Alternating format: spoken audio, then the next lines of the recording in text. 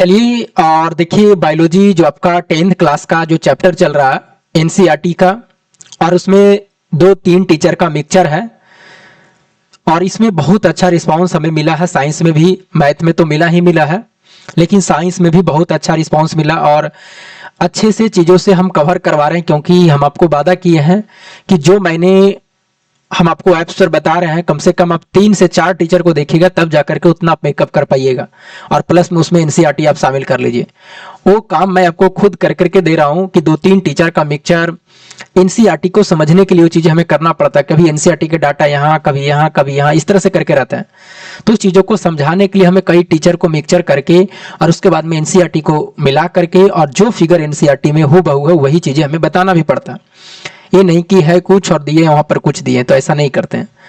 तो ये चीज़ें हैं, मतलब जीव जनन कैसे करते हैं, ये लास्ट होने वाले हैं। और आज का जो चैप्टर जीव जनन का, जो आज का वीडियो होंगे, काफ़ी इंपॉर्टेंट वीडियो है। अगर यहाँ से अगर सवाल देखे तो यहाँ से सवाल निश्चित रहना ही रहना, ठीक ना, यहाँ से निश्चित रहना। तो इस चीज़ों को समझेंगे, जो आपका डायग्राम है, इस चीज़ों को डायग्राम को समझेंगे। मतलब ये जो आपका ह्यूमन बॉडी का जो आपका है, मानव का जो है पुरुष जनन अंग है, इसी तरह से महिला का भी देखेंगे, जनन अंग देखेंगे, दोनों देखेंगे। लेकिन पहले पुरुष को देखेंगे आज सिर्फ वीडियो में, और उसके बाद में अगले वाले वीडियो में देखेंगे महिला का देखेंगे। और जो भी मैथ चल रहा तो उसमें ज्योमेट्री समाप्त हुआ, और उसके बाद में आपका मेंसुरेशन आएगा, ठीक ना। तो मेंसुरेशन का आज हम वीडियो लगभग 8 बजे रात के या 9:30 बजे रात के डाल देंगे। उस पर चीज़ें को थोड़ा सा ड्यूटी वगैरह भी देखना पड़ता है, कभी कभी बिजी रहते हैं तो चीज़ें लेट हो जाती है, लेकिन वीडियो कभी बंद नहीं होता है। न सैटरडे, न संडे, न होली, न दिवाली, न छठ वगैरह कभी भी बंद नहीं किए हैं।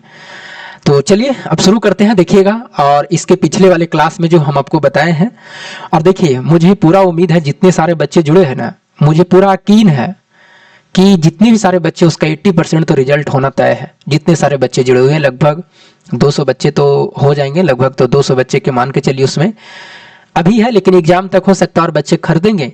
तो हमें लगता है कि जितना भी बच्चे खरीदेंगे उसका, क्योंकि मैं ईमानदारी से मेहनत करवा रहा हूँ, जो रेलवे ग्रुप डी, एएलपी और टेक्नीशियन में जो पूछा जाएगा वही चीज़ हम आपको प्रोवाइड करवा रहे हैं, ठीक ना। और उसमें अगर जोड़ लीजिएगा बिहार में भी जो इसमें साइंस वगैरह है, तो चीज़ें ठीक ठाक रह जाएंगे आपको। अगर बिहार में कुछ बीपीएससी लेवल पर या कुछ है आपको टीचर के लेवल पर होती है, जो ग्रेजुएशन लेवल पर होती है भर्ती बिहार में या स्टेट लेवल में, तो उसमें थोड़ा सा इंटर का सिलेबस ऐड हो जाता है। तो उस चीज़ों को अगर 4-5 प्रश्न हो, ज़्यादा नहीं, जैसे 25 प्रश्न साइंस है तो 4-5 प्रश्न छोड़ा करके, क्योंकि 4-5 ही इंटर का सिलेबस है, यानी 7-8 पूछा जाता है, तो उसको हटा करके बाकी मिल जाएंगे आपको। तो जो मैं आपको साइंस बता रहा हूँ, कहीं से भी आप किसी भी एग्जाम में बैठिएगा तो आप मैक्सिमम मार्क्स ला पाइएगा, क्योंकि मैं इतना ही टीचर को मिला करके मिक्सचर करके देता हूँ और चीज़ों को एनसीईआरटी करके, तो कहीं से छूटने वाला प्रश्न नहीं रहेगा आपको, मतलब कि 95% बिल्कुल साइंस में बनेंगे। अब आइए चलिए देखिएगा, आज का जो हम लोग का है बहुत ही इंपॉर्टेंट है। इस फिगर को देखने के बाद में ही आपको ही पता चल रहा होगा कि इस फिगर के बारे में समझना। डायरेक्ट फिगर दे करके पूछा गया है, इसका कार्य फंक्शन वगैरह पूछा गया है, तो सभी चीज़ को हम लोग देखेंगे। और इसके पिछले वाले जो वीडियो में हम पढ़े हैं वो क्या पढ़े हैं, तो पिछले वाले वीडियो में हम आपको प्लांट की यानी पौधों के निषेचन की क्रिया के बताए थे, कौन सा सत्य फल है, असत्य फल है, ये सब सारा चीज़ बताए थे। निषेचन कैसे होगा उसमें भी बताए थे।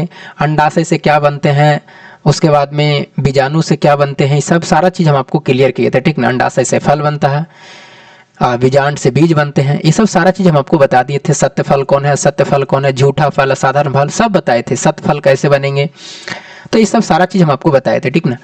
अब आइए, तो पीछे वाले क्लासों को आपको भी क्या करना है, रिवीजन करना। और जैसे अंकुरन के बारे में भी बताए थे कि एक हम डायग्राम बनाए थे अंकुरन के बारे में भी, ठीक है। अब वहां से चलिए आगे बढ़ाते, देखिएगा आज जो हम लोग पढ़ना है कौन सा, ह्यूमन का, कौन सा, ह्यूमन बॉडी का आपका पढ़ना है। ह्यूमन बॉडी किसका, ह्यूमन का। यानी अगर ह्यूमन बॉडी की बात करें, ह्यूमन बॉडी की बात करें, ह्यूमन बॉडी में, तो इस ह्यूमन बॉडी में हम लोग क्या पढ़ना है, ह्यूमन बॉडी में हम लोग यानी मानव में रिप्रोडक्शन सिस्टम पढ़ना है। कौन सा, रिप्रोडक्टिव कह सकते हैं सिस्टम, कौन सा, सिस्टम, ठीक ना, सिस्टम कह सकते हैं। ये ह्यूमन बॉडी में पढ़ना है। अब देखिए अगर ह्यूमन बॉडी की बात आया, ह्यूमन बॉडी क्या आया, रिप्रोडक्टिव सिस्टम की बात आया, तो इसमें नर और मादा दोनों होंगे। मतलब ये जो हम लोग पढ़ना है रिप्रोडक्टिव सिस्टम ह्यूमन बॉडी में, मतलब अगर हम बात करें पुरुष में भी पढ़ेंगे, या पुरुष को कहीं कहीं नर लिखेगा, और किसके बारे में पढ़ेंगे, मादा के बारे में, मतलब महिला के बारे में पढ़ेंगे। किसको, महिला के बारे में पढ़ेंगे, महिला, या किसके बारे में, या इसी को कह सकते हैं मादा के बारे में पढ़ेंगे, ठीक ना। दोनों के बारे में पढ़ेंगे, एक के बारे में थोड़ी पढ़ेंगे, दोनों के बारे में क्या करेंगे, इसको पढ़ेंगे। और एक काफी इंपॉर्टेंट है क्योंकि यहाँ से सवाल आपको निश्चित पूछा जाएगा, कहीं ना कहीं से पूछ देगा, ठीक ना। चीजों को अच्छे से समझना, फिगर को भी समझाएंगे अच्छे से, ठीक है। अब देखिएगा इस ह्यूमन बॉडी के रिप्रोडक्टिव सिस्टम की बात करें तो पुरुष है, नर है, महिला है, कौन सा, ये तो फिगर आप देख ही रहे होंगे, नर भाग का भी और मादा भाग का भी देख रहे होंगे अच्छे तरीके से। इस चीजों को हम गहन करेंगे भी, आप सिर्फ देख सकते हैं इसको, ठीक ना, कि क्या चीज ये है, ठीक है। उसके बाद में इसके बारे में जानेंगे धीरे धीरे करके, और आज सिर्फ और सिर्फ जानेंगे किसके बारे में, पुरुष के बारे में जानेंगे, महिला के बारे में भी नहीं जानेंगे, महिला के बारे में अगले वाले वीडियो में जानेंगे। और ये चैप्टर क्या हो जाएगा, समाप्त हो जाएगा, एक वीडियो और आएगा, और इसी में हम आप लोग करेंगे कौन से प्रीवियस ईयर के भी सवाल करेंगे, ठीक है। तो कहिएगा यस सर। अब आइए इसमें अगर हम बात करें तो सबसे पहले जंतु की बात करें तो देखिएगा जो भी इसमें है, तो इसमें देखिएगा जंतु की बात करें या मानव की बात करें तो देखिएगा इसमें दो चीजें हैं। इसमें दो चीज कहने का मतलब कौन सा हुआ, इसमें दो चीज ये है, जैसे अगर जंतु की बात करें तो जंतु में देखिएगा एक डायरेक्ट बच्चा पैदा करने वाले होते हैं और एक अंडा देने वाले होते हैं। कौन सा, एक जो होता है डायरेक्ट बच्चा को पैदा करता है और एक जो होता है डायरेक्ट अंडे दे करके तब बच्चे देते हैं, वो मतलब अंडे से बच्चे निकलता, तो दोनों अलग अलग है और यहाँ से भी सवाल आपसे पूछा जाता है, ठीक ना। तो सबसे पहले इससे जानने से पहले जो पुरुष का हम लोग का रिप्रोडक्टिव सिस्टम पढ़ना है, जनन अंग पढ़ना है, इसको जानने से पहले सबसे पहले जान लेते हैं कि जंतु जो है वो दो प्रकार के, एक तो अंडे देते हैं और एक तो क्या देते हैं, बच्चे पैदा करते हैं। तो देखिएगा अगर हम बात करें कि जंतु जो, अगर हम बात करें यहाँ पर जो अंडज जो अंडज देता है उसको बोलते हैं अंडज, कौन सा, उसको अंडज कहते हैं, अंडज कहते हैं। या इसी को अंडज ना करके तो लिखेगा कौन सा, अंडप्रजक लिखेगा, कौन सा, अंडप्रजक। और अगर इंग्लिश में बात करें तो इंग्लिश में लिखेगा ओविपोरस, कौन सा, इंग्लिश में लिखेगा उसको कौन सा, ओविपेरस, कौन सा, ओविपेरस कहेगा, ओविपेरस कहेगा। तो ये आप बताइए, चाहे अंडज कहे या अंडप्रजक कहे या ओविपेरस कहे, कभी कभी ओविपेरस करके ऐसे करके लिख देगा। और नीचे की बात करें तो जिसको देखिएगा यहाँ पर मेन आपको समझना है, नीचे जो लिख रहा है जराइजू करके, कौन सा, जराइजू। और सबसे ज्यादा यही पूछा जाता है कि निम्नलिखित में कौन सा जराइजू जंतु है, कौन सा जराइजू है। तो अब समझ ही में नहीं आता कि जराइजू पूछा क्या। तो जराइजू का मतलब होता है कि जो चीजें बच्चे पैदा करता है, क्या पैदा करता है, वो बच्चे पैदा करता है, मतलब उसमें अंडे नहीं देंगे। जराइजू का मतलब होता है वैसा जंतु, वैसा मानव, वैसा चीजें जो बच्चे को जन्म देती है, डायरेक्ट बच्चे को जन्म देता है, ठीक ना। तो ये दोनों बात पहले क्लियर करो। जराइजू जो शब्द है काफी इंपॉर्टेंट शब्द है, जब आपको सवाल में पूछा जाएगा, छोटा सा सवाल रहेगा कि निम्नलिखित में कौन सा जराइजू देने वाला जंतु है। अब जराइजू का मतलब तो समझिएगा ही नहीं कि जराइजू होता क्या है। तो जराइजू का मतलब होता है कि जो चीजें बच्चा देते हैं, और अंडज का मतलब उससे नाम से ही पता चल जाएगा, लेकिन अगर ओविपेरस लिख देगा तो आप फिर गड़बड़ा जाइएगा कि ओविपेरस है क्या। तो ये अंडज है, ये अंडप्रजक उसी को हिंदी कहते हैं, इसी को बोलता है वीवीपोरस, कौन सा, जराइजू को बोलते कौन सा, इसको बोलते कौन सा, वीवीपोरस, कौन सा, वीवीपोरस, इसको वीवीपोरस बोलते हैं, ठीक ना। अब इस चीजों को तो आप लिख सकते हैं, कहिएगा यस सर, बिल्कुल लिख सकते हैं। यानी इसमें जो आएगा कौन सा, तो इसमें आएगा यानी वैसा जंतु, वैसा जंतु, वैसा जंतु जो अंडे देते हैं, क्या देते हैं, जो अंडे देता है। तो जो अंडे देगा तो बताइए क्या होगा, वैसा जंतु जो अंडे देता है वो अंडप्रजक कहलाएंगे। अब एग्जाम्पल की बात करें तो एग्जाम्पल में जैसे अगर हम बात करें, जैसे अगर सरीसृप की बात करें कि सरीसृप जितने भी सारे हैं वो क्या करेंगे, तो वो आपको क्या करेंगे, अंडे देंगे। अगर उभयचर की बात करें तो क्या देंगे, तो वो चीजें आपको क्या देंगे, वो भी दे देंगे। मछली की बात करें तो क्या देंगे, अंडे देंगे, ठीक ना। तो ये सब सारी चीज आपको कुछ याद रखना पड़ेगा कि उभयचर है, सरीसृप है, मछली वगैरह है।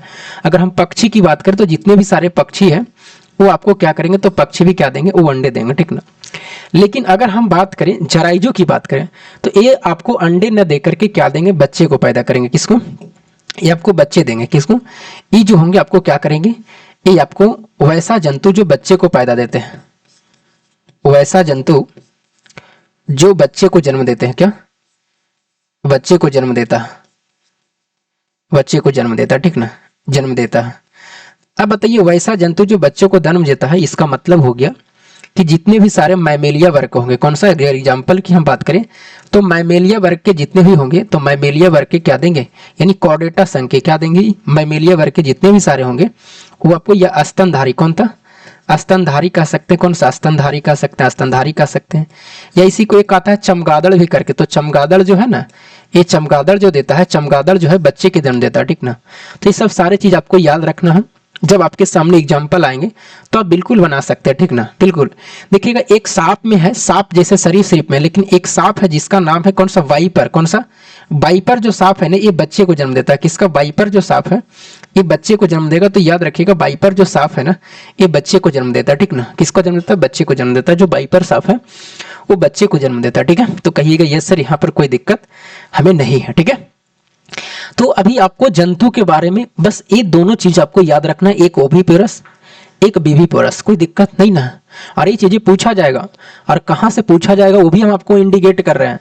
जब भी पूछेगा तो आपको यहाँ से पूछा जाएगा, ये वाला शब्द जो है ना, ये वाला शब्द से ही पूछा जाएगा कि ये वाला जो जराइजू शब्द लिखे है ना, ये काफी इंपॉर्टेंट है। जब शब्द सामने आता है एग्जाम में ना तो पता ही नहीं चलता कि जराइजू है क्या।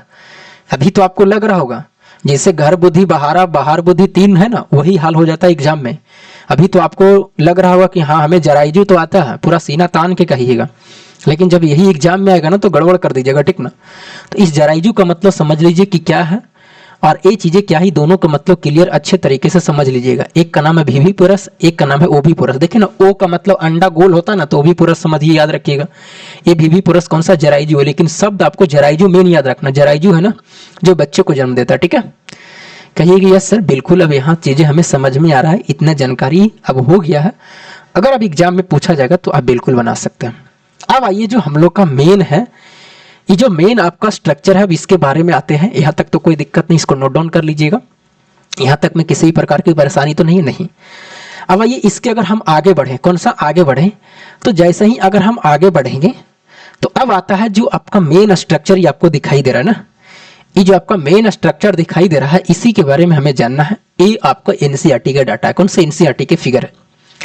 आप कहीं भी गूगल पे सर्च करिएगा तो एनसीईआरटी के मिल जाएगा, लेकिन किसी टीचर का देखिएगा ना तो डायरेक्ट वो एनसीईआरटी के नहीं डालेगा, वो अपने मन से जेने तेने बना करके, या टीचर कोई भी बायोलॉजी की पढ़ाएगा तो अपने मन से कभी तो उसको फिगर बनाया जाएगा तो ठीक है, नहीं फिगर बनाने आएगा ना तो जैसे मन तैसे बना करके निकल जाएगा। वो चीजें एनसीईआरटी को नहीं देखेगा कि एनसीईआरटी में क्या है नहीं है, चीजों को ऐसा नहीं करेगा। तो इसलिए मैं बता रहा हूं कि आपको जो पूछा जाता है वो एनसीईआरटी के डाटा पे पूछा जाता है, ठीक ना। और डायरेक्ट फिगर देकर के भी पूछा गया एग्जाम में, और इसको और भी कैसे पूछा गया, हम प्रश्न भी करेंगे प्रीवियस ईयर के, तो चीजों को अच्छे से समझना है।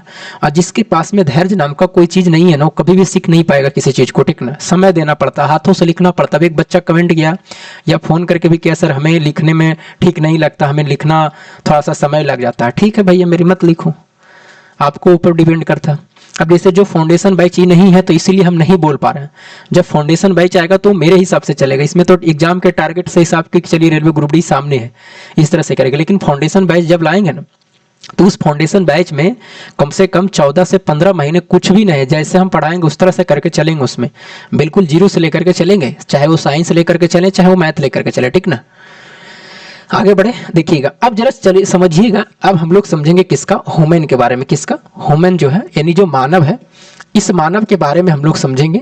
ये जो मानव है, इस मानव का हम लोग जनन अंग समझेंगे कि इसका जो जनन अंग है इसी के बारे में हम लोग को मेन अब जानकारी लेना, ठीक ना, ह्यूमन के बारे में, ठीक है। आप जरा देखिएगा यहाँ पर चीजों को समझिएगा। यहाँ पर अगर हम बात करें तो ये देखिएगा रिप्रोडक्टिव सिस्टम की बात करें तो इस रिप्रोडक्टिव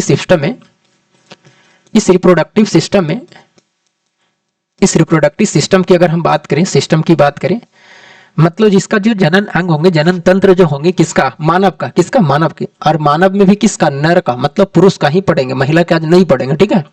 तो कहिएगा यस सर। तो इसको अगर हम बात करें तो ये रिप्रोडक्टिव सिस्टम जो जनन तंत्र हम लोग पढ़ने वाले हैं, ये जो जनन तंत्र पढ़ने वाले हैं किसके बारे में पढ़ने वाले हैं, तो ये जनन तंत्र पढ़ने वाले हैं किसके बारे में, यानी पुरुष को पढ़ने वाले हैं। किसको, पुरुष का जनन तंत्र, किसका, पुरुष को पढ़ने वाले हैं, महिला को नहीं, पुरुष को पढ़ने वाले, ठीक ना। तो कहिएगा यस सर, बिल्कुल चीजें हम आगे समझेंगे क्या है इसके बारे में समझेंगे, ठीक ना। अगर देखिएगा इसमें अगर हम बात करें तो इसमें अगर हम ह्यूमन बॉडी की बात करें तो देखिएगा इसमें दो चीज पार्ट आते हैं, ठीक ना, दो चीज आते हैं। अगर इसमें हम बात करें ना तो इसमें देखिएगा दो चीज आएंगे, कितनी चीज आएंगे, दो चीज आएंगे। एक जो आएगा आपका कुछ एक ग्लैंड आ जाएंगे, कौन सा, एक ग्लैंड के बारे में भी जानकारी लेना, कुछ ग्रंथियां भी रहेगी इसमें, उसके बारे में भी ग्रंथि लेंगे। अब बताइए बाबू, हमें जनन तंत्र पढ़ रहे हैं तो क्या उस बॉडी में ग्रंथि आएगा तो क्या उसको नहीं जानेंगे, बिल्कुल जानेंगे। इसमें देखिएगा एक ग्रंथि भी रहेगा जिसका नाम है प्रोटेस्ट ग्रंथि, तो क्या उसको नहीं जानेंगे, बिल्कुल जानेंगे। ठीक है, जनन अंग है, ग्रंथि के बारे में पहले भी पढ़ चुके हैं, लेकिन क्या इसमें आएगा तो हम लोग क्या नहीं पढ़ेंगे, बिल्कुल पढ़ेंगे, कहिएगा सर पढ़ेंगे ही पढ़ेंगे इसको। तो एक ग्लैंड है, ग्रंथि है, और एक जो हम लोग पढ़ेंगे सेक्सुअल ऑर्गन, कौन सा? सेक्सुअल ऑर्गन के बारे में पढ़ेंगे। कौन सा? सेक्सुअल ऑर्गन के बारे में। कौन सा? सेक्सुअल ऑर्गन्स, या इसी को कहते हैं कौन सा? जनन, जो इसका जनन अंग है उसको जनन अंग के बारे में पढ़ेंगे, ठीक ना। तो इतना चीज आपको कोई दिक्कत नहीं ना? तो कहिएगा नहीं सर इसका कोई दिक्कत नहीं है, मतलब हमें जो जानकारी लेना है ये दोनों के बारे में ही जानकारी लेना, यही कहना चाह रहे हैं। तो कहिएगा यस सर ये हमें जानकारी लेना, ठीक है। अब आइए अगर हम आगे बात करें, थोड़ा सा आगे चले, इसका यहाँ तक कभी नोट डाउन कर लीजिए, बिल्कुल अच्छी तरीके से समझना है। मेरा समझाने का तरीका बिल्कुल अलग है। टीचर आते हैं एक बार बकते के निकल जाएंगे, वो चीज़ें आपको समझ में नहीं आएगा, सिर्फ और सिर्फ टीचर को समझ में आएगा, ठीक है। लेकिन मेरा काम रहता है कि हम आपको चीज़ों को समझा दें। और टेस्ट दे रहा होगा, जो बच्चा टेस्ट नहीं दे रहा, जब तक रेलवे ग्रुप डी का एग्जाम नहीं हो, नवंबर में हो, दिसंबर में हो, जनवरी हो, जब भी हो, आपको अभी लगातार टेस्ट देना है रेलवे ग्रुप डी 2022 के प्रीवियस ईयर, और उसके बाद में टेक्नीशियन ग्रेड 3 का देना, तब जाकर के चीज़ें आपको हो पाएंगे, नंबर अच्छे आ पाएंगे। क्योंकि ग्रुप डी का कंपटीशन बहुत हाई होने वाला है। सीट क्योंकि 32,000 में मात्र जनरल बच्चा का 20,000 सीट है, बाकी तो सीसे कैंडिडेट वगैरह सब रखे हुए हैं। तो इस चीज़ों को समझो, ठीक ना। बहुत ही हाई कंपटीशन जाने वाला है। जिस तरह से टेक्नीशियन ग्रेड 3 का हाल हुआ उसी तरह से हाल इसमें भी होने वाला है, ठीक है। मैं खुद टेक्नीशियन ग्रेड 3 में 86 नंबर ला करके 86.56 ला करके सिलेक्शन नहीं हुआ। तो आप सोच लीजिए कि रेलवे ग्रुप डी में क्या हाल रहेगा। अब आइए आगे बढ़ते हैं, जरा चीजों को समझते हैं। सुनिएगा, यहां पर देखिएगा एक नाम है जिसका नाम है, सुनिएगा, ये जो सब जितने भी सारे होते हैं, एक का नाम है टीन एज। कौन सा? Teen age. ये सबसे खतरनाक एज होता है। जो टीन एज होता है ना, ये जो टीन एज होता है ये सबसे खतरनाक एज होता है। जो टीन एज है ना ये सबसे खतरनाक एज होता है, टीन एज। मतलब ये जो टीन एज है ये 13 वर्ष से लेकर के 19 वर्ष तक, कितना? यह 13 वर्ष से लेकर के 19 वर्ष तक, 13 वर्ष से लेकर के जो है 13 वर्ष से लेकर के 19 वर्ष का जो चीज है, 19 वर्ष का है, इसी को बोलते हैं कौन सा? टीन एज बोलते हैं। कौन सा? टीन एज बोलते हैं। मतलब 13 वर्ष से लेकर 19 वर्ष तक ये जो आपको है 13 वर्ष से 19 वर्ष तक चीजें जो है, 13 वर्ष से 19 वर्ष तक जो चीजें हैं, यही आपको टीन एज कहते हैं। टीन एज में यही सब में सारे चीज जो आप जनन अंग पढ़ रहे हैं, चाहे वो महिला की बात हो या पुरुष की बात हो, और यहाँ से सवाल पूछे जाता है, ठीक ना। हम जो बोल रहे हैं उस चीजों को समझिएगा। यहाँ पर ये जो टीन एज है 13 वर्ष से लेकर के 19 वर्ष, जैसे मान लीजिए कि कोई बच्चा जन्म लिया, चाहे पुरुष हो, चाहे लड़का हो या लड़की हो, तो वो चीजें जो उसका प्राइवेट पार्ट वगैरह है या जो भी चीजें हैं, या उसका जो भी सेक्सुअल पार्ट से जो भी चीजें होती है, तो क्या वो चीजें जन्म लेती के साथ में उसकी चीजें क्या होती है? ग्रोथ करने लगती है, हार्मोन वगैरह? नहीं, वो चीजें होती है 13 साल से लेकर के कहां से 19 वर्ष तक, 12 साल तक उसका एक्टिव नहीं रहता। लेकिन हाँ, कुछ ऐसे लड़के और लड़कियां होती है, कुछ ऐसे होती है जो 12 से 10 से 12 के भी एक्टिव हो जाते हैं। लेकिन कुछ है वो ना के बराबर है, लेकिन 100% में अगर 100% है तो उसमें 2 से 4% है जो 10 से 12 से। लेकिन अगर 13 साल से लेकर के बात करें तो 95% यही है कि इसमें टीन एज में क्या होती है कि इसमें सारे चीज ग्रोथ होना शुरू हो जाता है। जितने भी जनन अंग पार्ट है, चाहे वो पुरुष का हो या महिला का हो, चाहे शरीर का विकास हो ऊपर से लेकर के नीचे तक, वो शुरू हो जाता है पुरुष का पुरुष वाले में और महिला का महिला वाले में, ठीक ना। अब आइए ये जो 13 से 19 वर्ष अगर हम बात करें, तो ये जो जनन का अगर हम बात करें तो जनन का ये जो सीमा है, ये जनन का जो सीमा है, अगर हम बात करें जनन के क्या है? सीमा है। ये जनन का क्या है? ये सीमा है, ठीक ना। ये जनन का सीमा है, मतलब इसमें सारे चीज ग्रोथ होते हैं, ठीक ना, वृद्धि होते हैं, जितने भी सारे इसका जनन पार्ट्स है, ठीक ना। ये जनन का क्या है? सीमा, ठीक है। अब इसमें अगर हम बात करें तो इसी एज में, मतलब इसी एज में यानी इसी उम्र की बात करें, इसी उम्र में बात करें तो इसी उम्र में जितने भी सारे जनन अंग है, या अगर हम बात करें कि ग्रंथि है, जितने भी ग्रंथि है, ये क्या होते हैं? ग्रोथ होना यानी वृद्धि होना शुरू हो जाता है। क्या होता है? वृद्धि यानी एक्टिव हो जाता है। क्या हो जाता है? एक्टिव हो जाता है। क्या होता है? एक्टिव हो जाता है। सीधा सीधा दिमाग लगाना, एक्टिव हो जाता है, ठीक है। ये एज बड़ा क्या है? खतरनाक एज है, ठीक ना। ये क्या है? खतरनाक एज है। कोई दिक्कत नहीं ना? तो कहिएगा नहीं सर। और यहाँ से एक सवाल काफी इंपॉर्टेंट पूछा जाता। अभी तक तो हम कुछ भी नहीं बताए, अभी बस हम ये भी बताए हैं कि जो आगे हम लोग इस फिगर के बारे में जो जानने वाले हैं, जो पढ़ने वाले हैं, इस फिगर के बारे में जो भी हम जानने वाले हैं, इस फिगर में वहां तक पहुंचने के लिए चीजों को समझना पड़ेगा कि इस फिगर में जो भी स्ट्रक्चर आपको दिखाई दे रहा है, कब से लेकर के कब तक की एज में ये चीजें ग्रोथ वृद्धि से होने शुरू हो जाता है, फास्ट होता है, उसके बाद में फिर वो चीजें रुक जाती है। तो 13 साल से लेकर के 19 वर्ष तक ऐसा जो है आपका अवस्था है जो काफी तेजी से होता है, ठीक ना, काफी तेजी से होता है। तो ये चीजें आपको एक्टिव होना शुरू हो जाता है। जितने भी इसमें सारे ग्रंथियां हैं, जनन अंग में कुछ ग्रंथियां हैं, जनन अंग कुछ सेक्सुअल पार्ट है, वो चीजें क्या हो जाती है, शुरू हो जाती है, एक्टिव हो जाती है। अब यहाँ से सवाल क्या पूछता है, जरा सुनिएगा, इसको लिख लीजिएगा। इसको लिखने के बाद में हम आगे बढ़ते हैं, देखिएगा। अब यहाँ से जो सवाल पूछा जाता है आपसे, एक सवाल आपसे पूछा जाता है, हम चीजों को लिख रहे हैं, लैंगिक परिपक्वता। कौन सा यहाँ से सवाल पूछा जाता है, जरा इस बात को सुनिएगा, इसको रटना नहीं है, ये चीजों को समझने के लिए। लैंगिक परिपक्वता, लैंगिक परिपक्वता, कौन सा लैंगिक परिपक्वता, हाँ परिपक्वता, परिपक्वता, लैंगिक परिपक्वता, लैंगिक परिपक्वता, या इसी को कहेंगे कौन सा, सेक्सुअल, सेक्सुअल, सेक्सुअल मेंसुरेशन। कौन सा, मेंसुरेशन, कौन सा, सेक्सुअल मेंसुरेशन, ठीक ना, मेंसुरेशन मैच्योरेशन होता है, कौन सा, सेक्सुअल मैच्योरेशन होता है, मैच्योरेशन, सेक्सुअल मैच्योरेशन, ठीक ना। ये लैंगिक जो परिपक्वता है, अगर हम लैंगिक परिपक्वता की बात करें, सेक्सुअल मैच्योरेशन की बात करें, सेक्सुअल मैच्योरेशन जो है, अगर हम बात करें, इसमें बात करें, तो आपसे यहां से पूछा जा सकता है कि इसका संकेत क्या क्या है, सेक्सुअल मैच्योरेशन का संकेत, का संकेत क्या है, का संकेत क्या है, या पहलू इनका क्या है, पहलू कौन कौन है, पहलू कौन कौन है, जरा चीजों को समझिएगा। हम आपको इसको रटना नहीं है, ठीक ना, इस चीजों को समझना। जैसे कैसे किसी चीज को पता चलेगा, कैसे किसी चीजों को पता चलेगा, जैसे अगर हम मेल की पार्ट करें और फीमेल की पार्ट करें, एक मेल पार्ट है, कौन सा, एक फीमेल पार्ट है, मतलब एक तो आपका मेल बॉडी होंगे, मेल बॉडी होंगे, ठीक है, मेल बॉडी होंगे, और एक आपका कौन सा होंगे, फीमेल बॉडी होंगे, कौन सा, फीमेल बॉडी होंगे। तो कहिएगा सर फीमेल बॉडी होंगे, एक मतलब एक महिला का बॉडी होंगे, एक आपका किसका होंगे, पुरुष का बॉडी होंगे, यही ना, तो कहिएगा यस सर। अब इसमें आपको इमेजिन करना है, यहां से सवाल आपसे पूछा जाता है, आज हम सवाल भी लेकर के वहां से भी चलेंगे, लेकिन चीजों को समझिए कि देखिए, या तो अगर हम यहां पर बात करें नर का, या तो हम बात करें मादा का, जो आपको ये पार्ट्स दिखाई दे रहा है, जनन अंग दिखाई दे रहा, ये चीजें कब अनुभव होता है, कब किस किस चीजों का संकेत देता है बॉडी के, जैसे ऊपर से लेकर के नीचे तक में जितने भी सारे पार्ट्स है बॉडी का, सेक्सुअल ऑर्गन्स के अलावे और भी जितने भी सारे चीज हैं, तो कौन सा ऐसा संकेत, क्या क्या शरीर में संकेत उत्पन्न करता है कि उससे पता चलता है कि ये मानव, ये लड़का, ये लड़की सेक्सुअल मैच्योरेशन के लिए रेडी है, तैयार है, मतलब इनका जो बॉडी है वो चीजें तैयार है।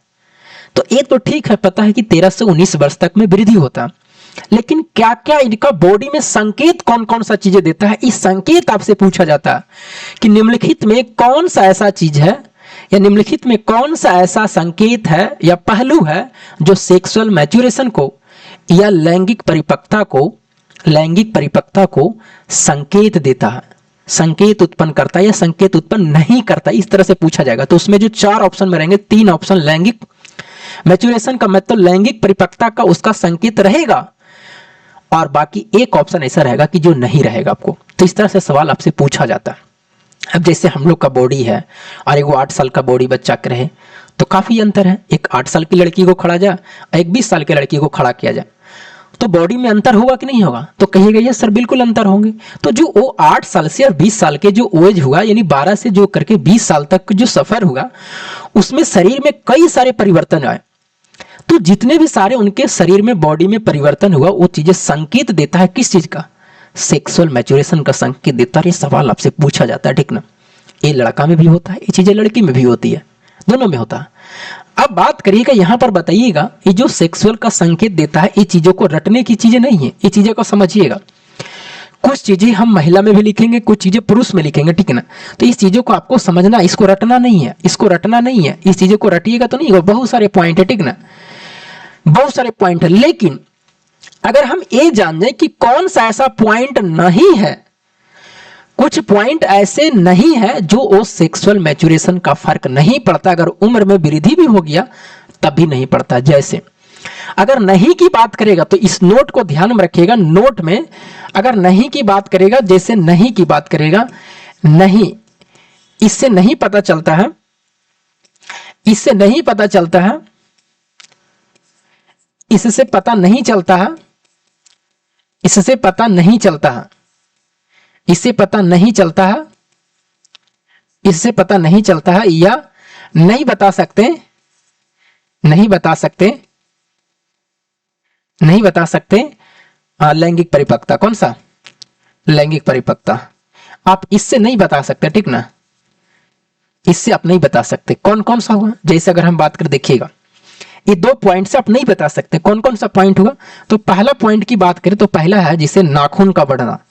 अब कहेगा कि नाखून का बढ़ जाए, नाखून का वृद्धि होना, तो ये नाखून का वृद्धि जो होना है, नाखून का जो वृद्धि होना, ये चीजें सेक्सुअल मैच्योरेशन का कोई फर्क नहीं पड़ेगा इसका, इसका सेक्सुअल मैच्योरेशन का कोई नहीं फर्क पड़ेगा। तो ये चीज आपको ऑप्शन में रहेगा कि नाखून का वृद्धि होना क्या है, सेक्सुअल मैच्योरेशन का संकेत है? तो बिल्कुल भी नहीं है। एक चीज और क्या बात करें, तो एक जो आपको क्या है, एक तो आपका नाखून का वृद्धि होना है, एक तो आपको किसका? नाखून का वृद्धि होना, ठीक ना, किसका? नाखून का वृद्धि होना। अगर नाखून का वृद्धि होना रहेगा तो क्या इसे सेक्सुअल मैच्योरेशन का आप बता सकते हैं कि लैंगिक इसका परिपक्वता है? नहीं, ये चीजें नहीं है। नाखून में वृद्धि होना नहीं है, ठीक ना, नाखून में वृद्धि होना बिल्कुल भी नहीं है, नाखून का वृद्धि होना बिल्कुल भी नहीं है, ठीक ना। उसके बाद में देखिएगा, अगर एक चीज और हम लिखें, आंखों का नीला होना। कौन सा? आंखों का रंग, आंखों का रंग बदलना या आंखों का रंग नीला होना, नीला होना, ये चीजें देगा। तो क्या इससे आपको बताइए क्या सेक्सुअल का मैच्योरेशन का पता चलेगा? संकेत तो नहीं है। तो ये जो 2 पॉइंट हम आपको बता रहे हैं, ये 2 पॉइंट आपको याद रखना है कि नाखून का वृद्धि होना, आंखों का रंग नीला होना, कह देगा कि पैर की अंगुलियां के नाखून का वृद्धि होना, क्या ये बताइए इससे सेक्सुअल मैच्योरेशन का संकेत है? नहीं है, नहीं है भैया मेरे। और जब ये दोनों पार्ट आपका याद है कि ये चीजें नहीं है, और ये चीजें एग्जाम में पूछा जाता है, नाखून का वृद्धि होना, आंख का नीला होना पूछा गया, तो ये सेक्सुअल मैच्योरेशन का संकेत नहीं है। लेकिन इसके अलावा जो भी आप सोचिए, हाँ कुछ ऐसे और भी एग्जाम्पल देगा, एग्जाम्पल के अब सोचने के तरीका उसका होगा, एग्जामिनर का जो भी होंगे, लेकिन ये 2 पॉइंट आपको बिल्कुल याद रखना। मतलब आंखों का रंग नीला कहेगा तो बिल्कुल सेक्सुअल मैच्योरेशन का ये संकेत नहीं है, परिपक्वता का संकेत नहीं है। उसके बाद आंखों का रंग नीला होना ये भी नहीं है। लेकिन इसके अलावा आप जैसे कहेगा आपको आवाजों को चेंज होना, आवाजों का बदलाव होना, तो ये भी सेक्सुअल का है आवाज। उसके बाद में बालों का केयरली होना, घुंघरालू करके होना, ये भी चीजें हैं। उसके बाद में अगर पूछेगा कि बताइए स्तन, जैसे महिला में स्तन का वृद्धि होना, ये भी चीजें हैं। पुरुष का अगर हम बात करें तो उसका जनन अंग में वृद्धि होना, फिर जनन अंग पार्ट में बगल से उसका बाल निकलना जनन अंग के भाग में, फिर महिला का वही जनन भाग का जो होगा उसका भी क्या होंगे, जांग से बाल निकलना चीजों का। तो ये चीजें आपका किसका है? तो ये चीजें ये संकेत है, परिपक्वता का संकेत है, ठीक ना, बिल्कुल है इसका संकेत परिपक्वता का। और कुछ चीजें ऐसे शब्द हैं जो महिला और पुरुष के लिए कॉमन है, कॉमन है। कुछ महिला के लिए भी अलग है, पुरुष के लिए भी अलग है, वो चीज अपना अपना बॉडी के हिसाब से। लेकिन कुछ चीजें दोनों में सेम है, जैसे आवाज का, तो आवाज का सेम है, पुरुष में भी वो चीजें होंगी, महिला में भी होगा। उम्र बढ़ने के साथ में आवाज में चेंजिंग होगा, भरापन आएगा, भराईयापन आएगा, तो वो चीजें क्या है, वो दोनों में होता है, लड़का में भी और लड़की में भी होती है। तो क्या कुछ चीजें समझ रहे हैं? ये चीजें सवाल आपसे पूछा गया तो इसको रटने की चीज नहीं है। हम आएंगे बिल्कुल फिगर पे आएंगे, इस फिगर पे भी आएंगे, ठीक ना। लेकिन इससे पहले ये चीजें जो है यहाँ से जो सवाल पूछा गया, इसको चीजों को आपको क्या करना, ध्यान में रखना। अब भाई इसको पॉइंट बाई पॉइंट करके आपको लिखना है। पहले लिखिएगा मेल बॉडी में, उसके बाद में फीमेल बॉडी में। तो पहले इतना लिखने के बाद में ये चीजें समझ रहे हैं ना। अरे भाई ये चीजें हम आपको ये बता रहे हैं कि सेक्सुअल मैच्योरेशन जो है, परिपक्वता कब होता है, लैंगिक परिपक्वता किस चीज का संकेत देता है बॉडी का, उम्र के बढ़ते के साथ में क्या। तो बताइए उम्र बढ़ेंगे तो नाखून नहीं बढ़ेगा, बच्चा रहेगा तब भी बढ़ेगा। आंखों का रंग नीला बच्चा में भी होगा, तो ये चीजें थोड़ी संकेत दे रहा भैया मेरी, नहीं दे रहा। बात समझ में आ रहा तो कहिएगा यस सर। अब इस चीजों को लिखने के बाद में मतलब ये चीजें संकेत हमें नहीं देता। अब आइएगा इसमें और इसमें लिखेगा, मेल में और किसमें, फीमेल में। तो पहले मेल में लिखिएगा, मेल के बॉडी में लिखिएगा, लिखिएगा शरीर के आकार तेजी से वृद्धि होना, शरीर का आकार तेजी से वृद्धि होना, स्टार देकर के लिखते चलिएगा। शरीर का आकार तेजी से वृद्धि होना, शरीर का आकार तेजी से वृद्धि होना, शरीर का आकार तेजी से वृद्धि होना, लिखते चलिएगा शरीर का आकार तेजी से वृद्धि होना। फिर लिखिएगा जघन, और लिखिएगा जघन यानी जांग, जांग में, जांग में, जांग में, जांग में या जनन अंग में, या जनन अंग के, जांग में या जनन अंग के बगल में, जनन अंग के बगल में बाल आना, बालों का विकास होना, बालों का विकास होना, बालों का विकास होना, बालों का विकास होना। अब नीचे लिखिएगा, नीचे लिखिएगा, फिर यहां पर नीचे लिखिएगा लिखिएगा वीर्य का स्खलन होना, वीर्य का मतलब स्तन, वीर्य का स्खलन होना, वीर्य का स्खलन होना, ये सब एनसीईआरटी का डाटा, वीर्य का स्खलन होना, वीर्य का स्खलन होना, वीर्य का क्या होना, स्खलन होना। अभी इसी में लिखिएगा वीर्य का स्खलन होना, वीर्य का स्खलन होना लिखिएगा। फिर आगे लिखिएगा त्वचा का तैलीय, त्वचा का तैलीय, तैलीय तेल का मतलब तैलीय, वही त्वचा का तैलीय, त्वचा का तैलीय होना, त्वचा का तैलीय होना, त्वचा का तैलीय होना, होना या अधिक पसीना, या अधिक पसीना, या अधिक पसीना होना, या अधिक पसीना होना। तो शरीर में जैसे तेल चिपचिपा देखिएगा, नाक कैसे पकड़िए ना तो चिपचिपा जैसा, या कहीं भी बॉडी में पकड़िएगा तो जैसे उम्र बढ़ता जाएगा ना तो ज्यादा चिपचिपा हो जाएगा, तो तैलीय होना, ये भी चीजें किसका संकेत है, ठीक है। अगला स्टार देख लिखिएगा, उसी में लिखिएगा, लिखिएगा पैर हाथ या चेहरे पर, पैर हाथ या चेहरे पर, पैर हाथ या चेहरे पर महीन बाल आना, महीन बाल आना। अभी देखिए ये चीजें दोनों में भी है, पुरुष में भी है, ये महिला में भी है। तो ये चीजों को बात को समझिएगा, जब हम पुरुष में लिखा रहे हैं तो कुछ चीजें आपको लगेगा कि वो चीजें महिला में भी होगा, तो बिल्कुल होगा, ठीक ना। ये आप कॉमन सेंस लगाइएगा, ठीक है। जैसे पैर हाथ में बालों का आना, महीन बाल आना, तो ये चीजें महिला में भी होगी, पुरुष में होगा, ठीक है। अब ये चीजें जितने भी सारे हम लिखवाएं, ये कहां पर लिखवाएं, तो ये चीजें हम आपको लिखवाएं कहां पर, ये चीजें हम लिखवाएं पुरुष में लिखवाएं। एक चीज और लिखिएगा, लिखिएगा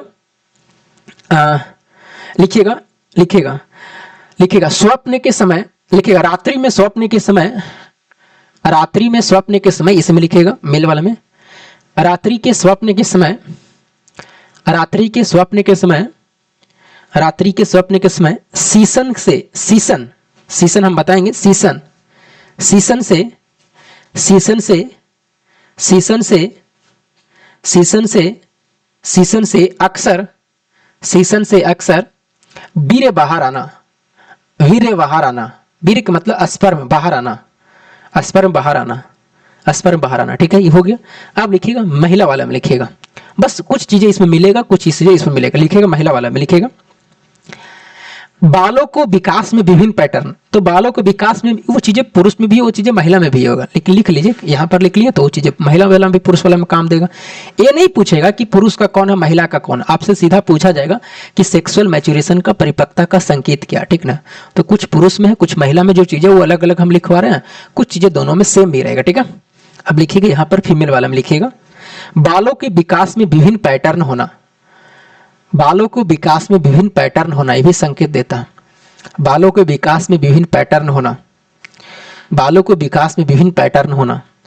अगला स्टार देख लिखना, लिखना लड़कियों में इसी समय, लड़कियों में इसी समय मासिक धर्म शुरू होना, लड़कियों में इसी समय मासिक धर्म शुरू होना, लड़कियों में इसी समय मासिक धर्म शुरू होना, लड़कियों में इसी समय मासिक धर्म शुरू होना। अब नीचे लिखिएगा फिर स्टार दे करके, फिर लिखिएगा स्टार दे करके, लिखिएगा, लिखिएगा स्तन या लिंग। अब इसमें देखिए दोनों आ गया, स्तन भी आ गया, लिंग का भाई मतलब दोनों का पार्ट आ गया, तो कोई दिक्कत नहीं, मिक्सचर भी आएगा। लिखिएगा स्तन या लिंग, स्तन या लिंग का आकार और आकृति, स्तन, स्तन लिखिएगा स्तन या लिंग के आकार और आकृति में वृद्धि होना, में वृद्धि होना, में वृद्धि होना। स्तन का मतलब चेस्ट, वृद्धि होना, वृद्धि होना।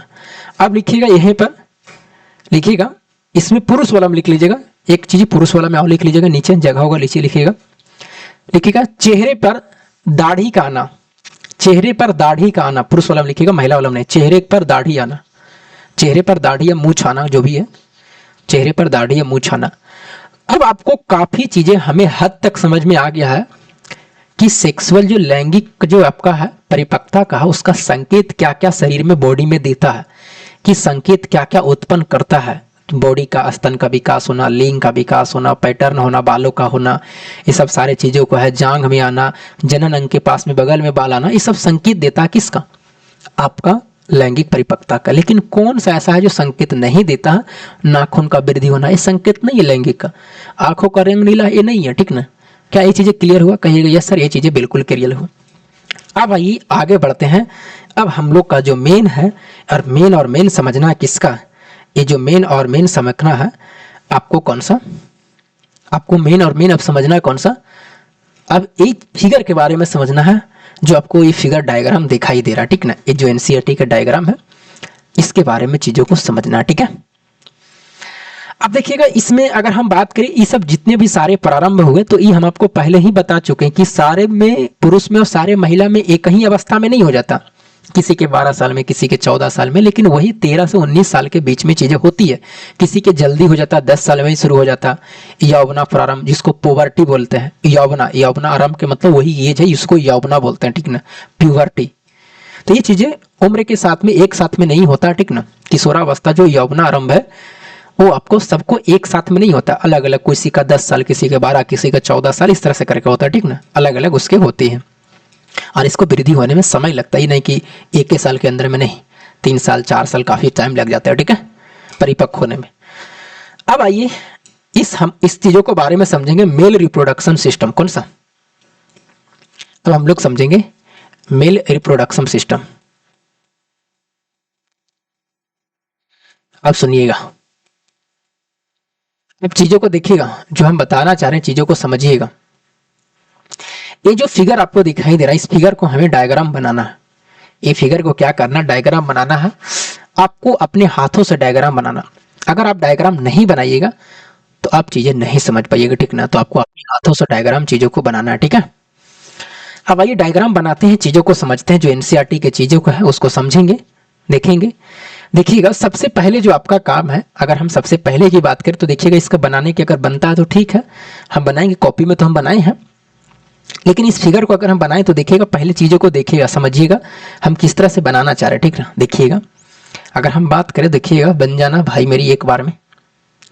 देखिएगा अगर हम बात करें, ये चीजों को समझिएगा, यहां पर देखिएगा जो हम बनाना चाह रहे हैं, सुनिएगा।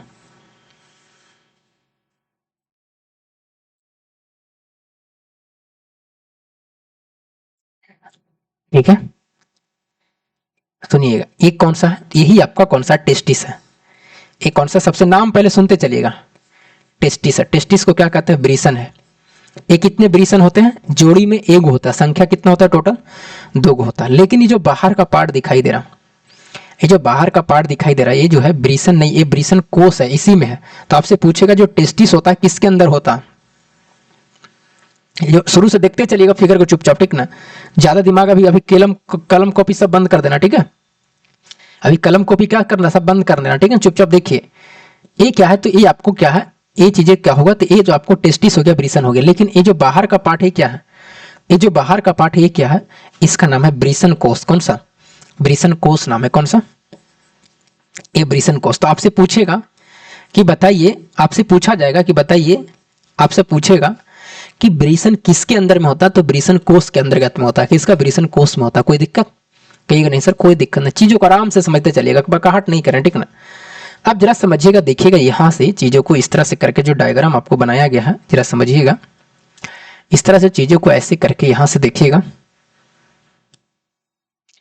देखिएगा चीजों को समझिएगा, जो हम बता रहे हैं उस तरह से ही आपको क्या करना है, इस तरह से करके आपको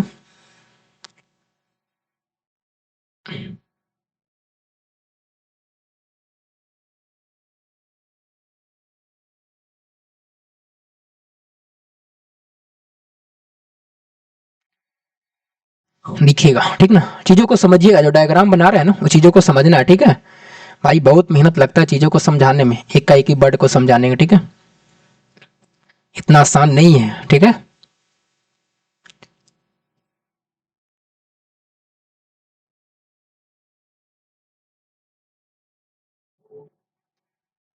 ठीक है, देखिएगा यहां पर अगर हम बात करें तो देखिएगा, ये जो चीजें हैं आपको, ये जो चीजें हैं, इसका लास्ट भाग है कौन सा, इसको लास्ट बोल बोलते हैं, कौन सा, ये जो लास्ट भाग है इसको बोलते हैं, ये मूत्र मार्ग है। ये कौन सा,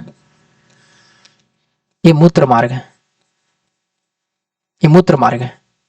ये जो नली है वो मूत्र मार्ग है, ठीक ना, कौन सा, मूत्र मार्ग। इसको इंग्लिश में कहते हैं कौन सा, यूरेथ्रा। कौन सा, यूरेथ्रा बोलते हैं। तो आपको लिखेगा, जानते हैं, मूत्र मार्ग न लिख करके यूरेथ्रा लिख देगा। कौन सा, यूरेथ्रा, ऐसे लिखेगा, यूरेथ्रा, यूरेथ्रा। चीजों को समझिएगा कैसे कैसे क्या है, जो चीजों को समझिएगा जरा, ठीक ना। हम अभी कैसे कैसे बनाए हैं, चीजों को समझा रहे हैं। ये आपको टेस्टिस है, अंदर का जो दो टेस्टिस दिखाई दे रहा है, ये दोनों का आकार एक जैसा होता है, कुछ छोटा कुछ बड़ा, हर हल्का होता है, जो 12 ग्राम का ही दोनों होता है, ठीक ना। हल्का हल्का छोटा बड़ा हो सकता है, छोटा सा नॉर्मल होता है। ये टेस्टिस ब्रीसन होता है, और इसमें जो ब्रीसन कोष है, जो बाहर का ब्रीसन कोष है, ये जो आपको दिखाई दे रहा है, ये मूत्र मार्ग है। कौन सा? मूत्र मार्ग है, जो पतली जैसी नली है, मूत्र मार्ग है। बाकी तो ये डायग्राम आप समझ रहे होंगे, ठीक ना। अब इसमें अगर हम बात करें तो देखिएगा, ये मूत्र मार्ग है, इसी को यूरेथ्रा कहते हैं। कौन सा? यूरेथ्रा। कौन सा? यूरेथ्रा कहते हैं मूत्र मार्ग को। आपको मूत्र मार्ग न लिख करके यूरेथ्रा लिख देगा शब्द, ठीक ना। अभी सवाल बताएंगे तो आपको आएगा। उसके बाद में देखिएगा, चीजों को समझिएगा। यहाँ पर जो हम आपको बता रहे हैं, देखिएगा, अगर और हम आगे बढ़े, यहाँ पर देखिएगा, यहाँ पर अगर हम बात करें एक पेनिस, कौन सा? सीसन की बात करें। कौन सा? पेनिस की बात करें। अगर हम सीसन की बात करें तो सीसन देखिएगा यहाँ पर लिखते हैं, कौन सा? पेसिन। पेनिस लिखते हैं। ये क्या है? सीसन है, पेनिस। पेनिस की बात करें, कौन सा? पेनिस।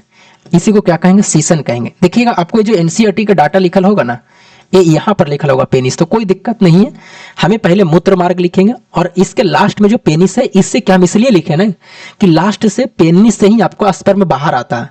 तो आपसे सजावट में पूछा गया है कि जो टेस्टिस से सबसे पहले जो टेस्टिस है, ब्रीसन है, इसी में आपको स्पर्म बनता है, जो व्हाइट जैसा जो स्पर्म है, ये इसमें बनता है, इसका रंगजोत इसी में स्पर्म बना। और इसका एक रास्ता है कि ये स्पर्म बन करके पहले कहाँ जाएगा? तो पहले जाएगा शुक्रवाहिनी में, शुक्रवाहिनी से फिर कहाँ जाएगा? तो मूत्र मार्ग होते हुए रास्ते से ये कहाँ जाएगा?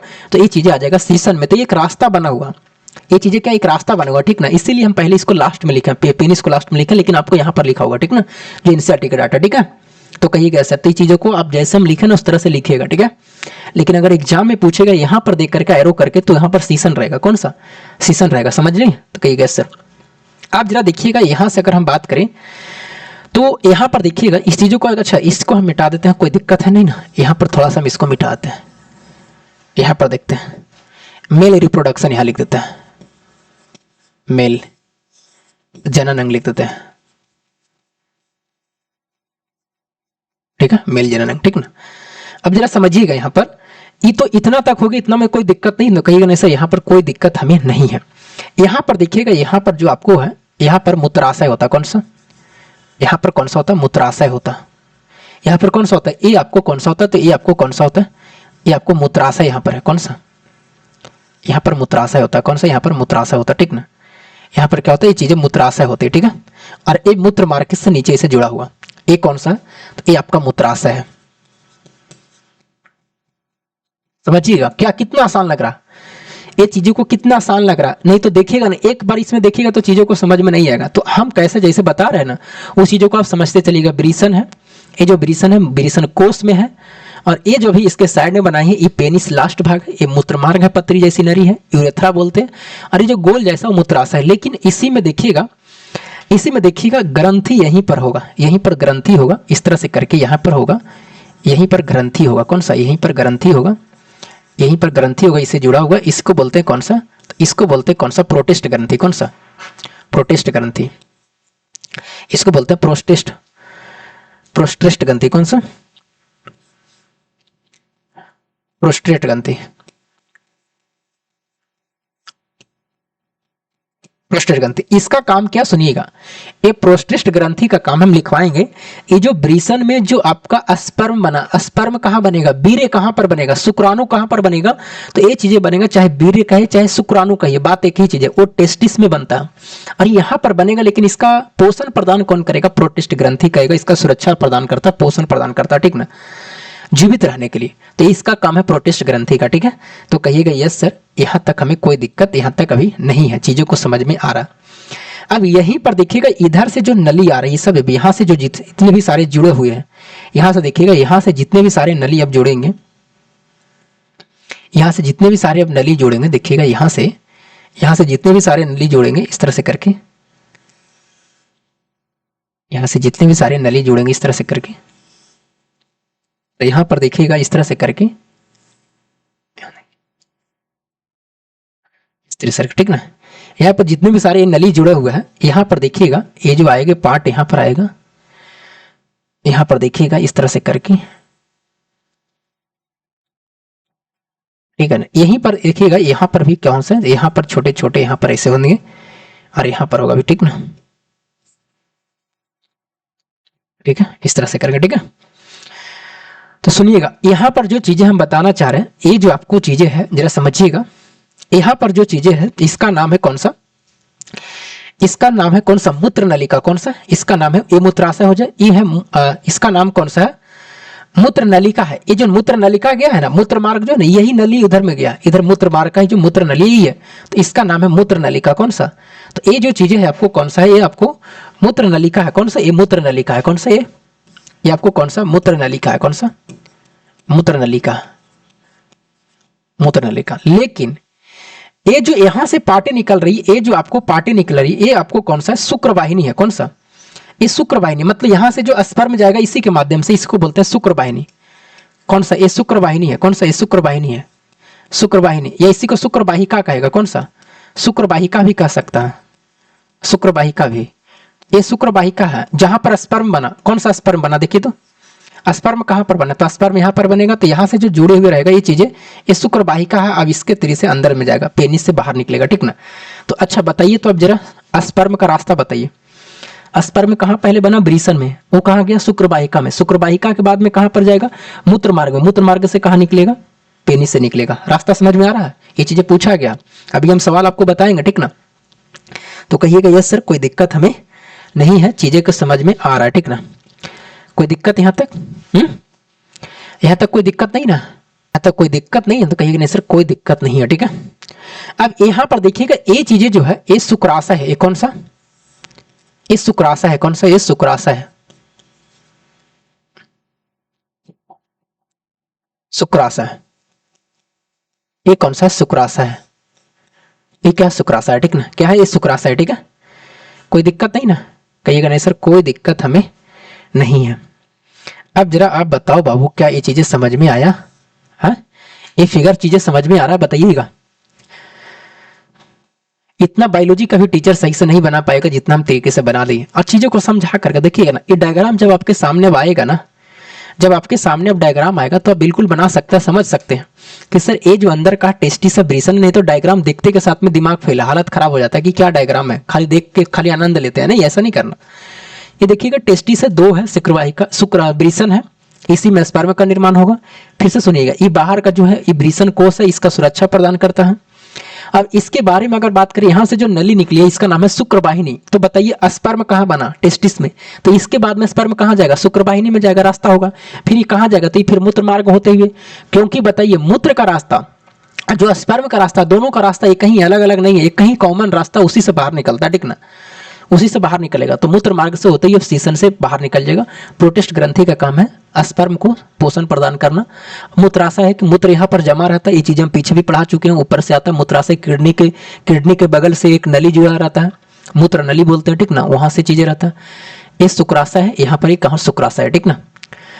ये मूत्र नलिका है, ये कौन सा, ये भी मूत्र नलिका। अब देखिए इनमें बहुत सारे घुमा हुआ रहता है, ये घुमा हुआ रहता है, तो इस तरह से भी ठीक है, ठीक है। अब बहु ये जो मूत्र मार्ग है, तो इससे पहले इधर भी जितने भी सारे पार्ट होंगे तो मूत्र नली भी तो होगा ना, तो वही चीज मूत्र नली है। और ये सारे घुमा करके यहाँ पर मूत्र मार्ग है, ठीक ना। चीजें समझ में आ रहा, कहिएगा यस सर कोई दिक्कत हमें नहीं है। जैसे यहाँ पर मूत्र मार्ग है तो ये चीजें मूत्र नली है, इसमें कोई दिक्कत ही नहीं है। टेस्टिस में, ब्रीसन कोष में दिक्कत नहीं, शुक्रवाहिनी में दिक्कत नहीं, प्रोटिस्ट ग्रंथि में दिक्कत नहीं, शुक्राशय में कोई दिक्कत नहीं, मूत्राशय में कोई दिक्कत नहीं, ठीक ना। यूरिन ब्लाडर इसको बोलते हैं, कौन सा, मूत्राशय को यूरिन ब्लाडर बोलते हैं, इसको यूरेथ्रा बोलते हैं। ये चीजें याद रखिएगा, ठीक है। ये सब सारा चीज हम आपको पीछे वाले क्लास में भी बताए हैं, यूरिन ब्लाडर इंग्लिश वगैरह सब लिखवाए उसमें, ठीक है। कहिएगा यस सर कोई दिक्कत हमें नहीं है। ये चीजें फिगर समझ में आया, बताइए। फिगर समझ में आया, कोई दिक्कत नहीं ना फिगर में, कहिएगा नहीं सर कोई चीजें दिक्कत नहीं है फिगर में। अब आगे बढ़िए, ठीक है। अब पहले अब आपको क्या करना है कि इस फिगर को बनानी है, इस फिगर को क्या करना, बनाना है, ठीक ना, इस फिगर को बनाना है। अब चीजें धीरे धीरे जो काम है, इस कामों को हम लोग लिखेंगे, करेंगे। तो ये चीजों को अब आपको फिगर बनाना है, ठीक है। अब आइए फिगर बनाने के बाद में हम साइड हो जाते हैं, वीडियो को रोक करके फिगर बनाइए। और फिगर बनाने के बाद में अब इसमें जो जो भी चीजें पार्ट्स आए हैं उसका आप देखते हैं कैसे कैसे क्या हर चीज, ठीक है। अब आइए चीजों को हम आगे बढ़ाते हैं, देखिएगा। सबसे पहले हम टेस्टिस के बारे में समझेंगे, कौन सा, टेस्टिस। अब देखिएगा यहाँ पर एक बात और आता है, ये चीजें एग्जाम में पूछा गया कि सर जो ये ब्रीसन है ये शरीर के बाहर क्यों होता है, शरीर के अंदर क्यों नहीं रहता। ये प्रश्न पूछा गया कि ब्रीसन जो होता है, टेस्टिस जो होता है मानव जनन अंग का, वो शरीर के बाहर क्यों होता है। तो शरीर का बाहर इसलिए होता है कि इनका जो टेम्परेचर चाहिए स्पर्म बनाने के लिए, क्योंकि ब्रीसन में ही स्पर्म बनता है, तो स्पर्म तभी बनेगा जब उसका टेम्परेचर 34 से 35 डिग्री सेल्सियस हो। लेकिन शरीर का तापमान कितना, 37 डिग्री सेल्सियस हमेशा एक जैसा रहता है जो स्वस्थ मनुष्य होता। तो वहां पर इसलिए बन स्पर्म नहीं निर्माण हो पाएगा क्योंकि टेम्परेचर ज्यादा हो जाएगा, 2 डिग्री सेल्सियस। तो इसीलिए इसमें क्या है कि इसमें इसका बाहर रखा गया। तो ये सवाल आपसे पूछा गया, तो आपसे सवाल इसका आंसर क्या होंगे, तो इसका आंसर होंगे कि स्पर्म का निर्माण जो होगा शरीर के तापमान से कम पर होता है, इसीलिए यह शरीर के बाहर होता है। ठीक ना, ये चीज आपको काफी बार पूछा गया। ठीक है, कोई दिक्कत, कहेंगे नहीं सर कोई दिक्कत हमें नहीं है। चीजों को फिगर बनाइए, आगे बढ़े। अब आइए चीजों को फिगर बनाने के बाद में हम आगे चलते, देखिएगा देखिएगा। अब आइए टेस्टिस के बारे में, कौन सा अब चीजों को लिखना है यहाँ पर, किसके बारे में, टेस्टिस के बारे में। टेस्टिस का मतलब कौन सा, ब्रीसन के बारे में, किसके, ब्रीसन के बारे में, किसके, ब्रीसन के बारे में। ठीक ना, ब्रीसन के बारे में लिखना। ठीक है, लिखिएगा, ऐसे करके लिखते चलिएगा, जो लिखवाएंगे लिखिएगा। लिखिएगा ब्रीसन की संख्या 2 है, ब्रीसन की संख्या 2 है। अब चीजों को आपको समझ में आएगा, जो चीज बोले वही लिखवा। लिखिएगा ब्रीसन की संख्या 2 है, ब्रीसन की संख्या 2 है, और इसका काम है, इसका काम है स्पर्म का निर्माण करना। इसका काम है स्पर्म का निर्माण करना। स्पर्म के बगल में लिख लीजिएगा शुक्राणु या वीर्य, शुक्राणु वीर्य कुछ भी लिख सकते हैं। स्पर्म का निर्माण करना, शुक्राणु भी लिख सकते हैं, वीर्य भी लिख सकते हैं, स्पर्म भी लिख सकते हैं, कुछ भी लिख सकते हैं। ठीक ना, का निर्माण करना। ठीक है, इसकी संख्या कितना होता है, 2 होता। अब लिखिएगा, यहां पर लिखिएगा, लिखिएगा शुक्राणु यानी मेल गैमेट है। कौन सा, ये मेल गैमेट है, फीमेल नहीं, ये मेल गैमेट है। ठीक ना, आपको ये भी पूछा जाएगा कि निम्नलिखित में कौन सा मेल जननांग है, कौन सा फीमेल जननांग है, तो आपको समझ रहा है ना कि कौन सा मेल आएगा। जैसे फीमेल वाला पढ़ लेंगे तो दोनों में अंतर समझ पाइएगा ना कि कौन सा मेल है। जैसे डिम वाहिनी करके लिखेगा, शुक्राणु करके लिखेगा, शुक्र वाहिका करके लिखेगा, तो ये सब शुक्र वाला कहां पर है, सब मेल वाला में। ठीक ना, चलिए अब यहां पर लिखिएगा, लिखिएगा टेस्टिस को लिखिएगा, लिखिएगा यह उदर गुहा के, लिखिएगा यह उदर गुहा के, अब चीजें समझ में आएगा। यह उदर गुहा के, यह उदर गुहा के मतलब पेट के, यह उदर गुहा के बाहर ब्रीसन कोष में स्थित होता है। यह उदर गुहा के, यह उदर गुहा के बाहर ब्रीसन कोष में, ब्रीसन कोष में स्थित होता है। कौन, टेस्टिस ब्रीसन कोष में स्थित होता, फिगर में तो यही बताएं, ब्रीसन कोष में स्थित होता है। फिर नीचे लिखिएगा, लिखिएगा शुक्राणु का उत्पादन, शुक्राणु का उत्पादन 35 डिग्री सेल्सियस तक होता है, 35 डिग्री सेल्सियस तक होता है, 35 डिग्री सेल्सियस तक होता है, 35 डिग्री सेल्सियस तक होता है, 35 डिग्री सेल्सियस तक होता है। लेकिन शरीर का तापमान, लेकिन शरीर का तापमान 37 डिग्री सेल्सियस होता है, लेकिन शरीर का तापमान 37 डिग्री सेल्सियस होता है। इसलिए इसलिए इसलिए स्पर्म का निर्माण नहीं होगा, इसलिए स्पर्म का निर्माण नहीं होगा जब ब्रीसन शरीर के अंदर होता, जब ब्रीसन शरीर के अंदर होता, जब ब्रीसन शरीर के अंदर होता। इसलिए ब्रीसन, इसलिए ब्रीसन शरीर के बाहर स्थित होते हैं, इसलिए ब्रीसन शरीर के बाहर स्थित होते हैं, इसलिए ब्रीसन शरीर के बाहर स्थित होते हैं। यानी लिखिए उसमें, यानी यानी ब्रीसन का निर्माण, ब्रीसन का निर्माण सॉरी यानी यानी स्पर्म का निर्माण, यानी शुक्राणु का निर्माण, यानी स्पर्म का निर्माण, यानी स्पर्म का निर्माण, यानी स्पर्म का निर्माण शरीर के कम तापमान पर होता है, शरीर से कम तापमान पर होता है, शरीर से कम तापमान पर होता है, शरीर से कम तापमान पर होता है। कोई दिक्कत, टेस्टिस के बारे में इतना चीज जान गए, ब्रीसन के बारे में जान गए, आगे बढ़े। चलिए आगे बढ़ते हैं, देखिएगा अगला जो है इसमें कौन सा, शुक्र वाहिनी। कौन सा, शुक्र वाहिनी।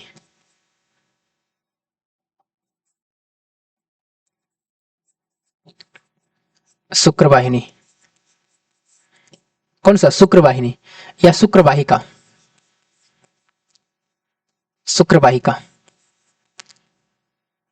शुक्र वाहिका। ठीक ना, अब इसके बारे में लिखिएगा, लिखिएगा शुक्रवाहिनी या शुक्रवाहिका के बारे में लिखेगा मूत्राशय से आने वाली नली है। यह मूत्राशय से आने वाली नली है। मूत्राशय से आने वाली नली है। मूत्राशय से आने वाली नली है। मूत्राशय से आने वाली क्या है? नली है। मूत्राशय से आने वाली क्या है? नली है। मूत्राशय से आने वाली क्या है? नली है। मूत्राशय से आने वाली क्या है? नली है। मूत्राशय से आने वाली क्या? ये नली है। ठीक ना? ठीक है।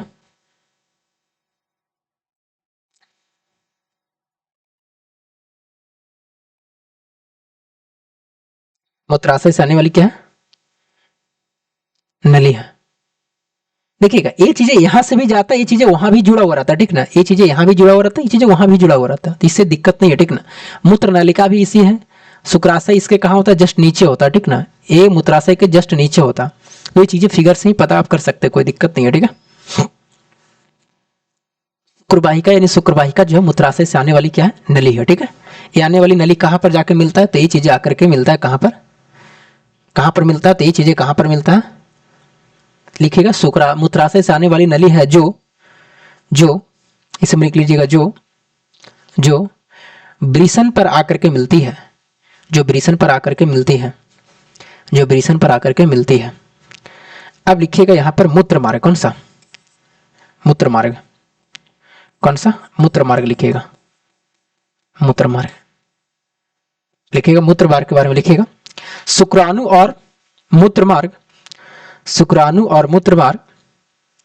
शुक्राणु और मूत्र मार्ग। शुक्राणु और मूत्र मार्ग दोनों इसी रास्ता से बाहर आता है।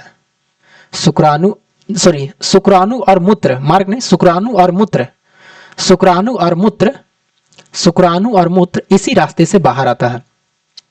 इसी रास्ते से बाहर आता है। इसी रास्ते से बाहर आता है। इसी रास्ते से क्या आता है? बाहर आता है। ठीक है।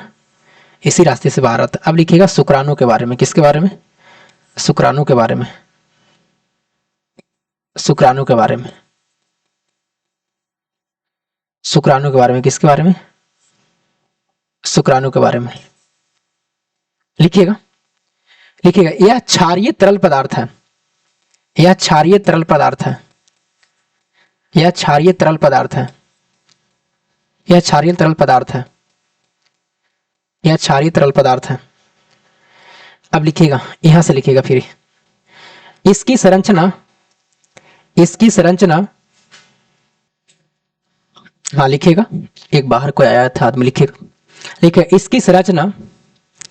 इसकी संरचना यहां पर लिखिएगा इसकी संरचना। इसकी संरचना। इसकी संरचना सूक्ष्म सूक्ष्म सूक्ष्म सूक्ष्म। इसकी संरचना। इसकी संरचना सूक्ष्म सूक्ष्म सूक्ष्म संरचनाएं मुख्यतः लिखित है। इसकी संरचना। इसकी संरचना। इसकी संरचना सूक्ष्म सूक्ष्म संरचनाएं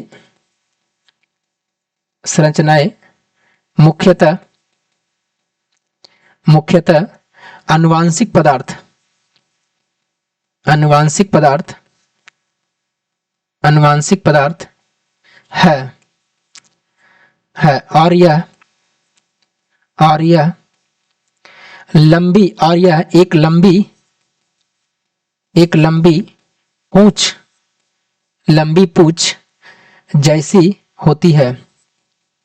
जैसी होती है। लंबी पूंछ जैसी होती है। होती है। लंबी पूंछ जैसी होती है और यह मादा जनन में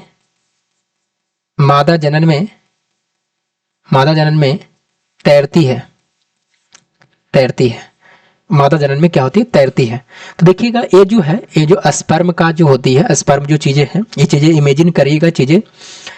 तो ये पुरुष से निकलता है। इसकी जो संरचना होती है व्हाइट कलर का जो इसका रंग होते हैं, इसी में एक लंबी पूंछ जैसी संरचना होती है। ये चीजें जाकर के ये एक क्षारीय पदार्थ है, तरल जैसा है, ये महिला में जाती है और इसमें महिला में जाने के बाद में तैरने लगती है। तैरते हुए वो अंदर प्रवेश करती है जब दोनों मेल और फीमेल बॉडी जो है वो सेक्सुअल के रिलेशन में जब आते हैं। तो ठीक है, तो कहिएगा सर कोई दिक्कत नहीं है।